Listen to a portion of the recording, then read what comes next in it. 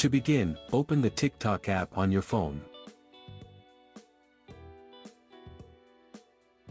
Make sure you are logged into the account where you want to change the language. Then tap the profile icon in the bottom right corner. This will open your TikTok profile page. Now tap the menu button in the top right corner. From the menu that appears, select Settings and Privacy. Swipe up to scroll down and find the section called Content and Display.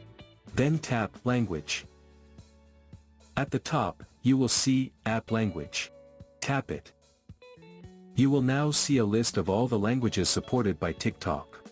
Browse the list and tap the language you want to use.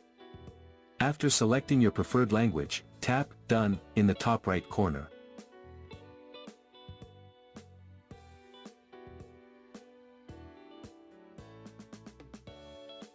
TikTok will instantly update the app interface to your selected language. Changing TikTok's app language makes the interface easier to understand and navigate in your preferred language, creating a more comfortable user experience. And that's how you can change the app language on TikTok.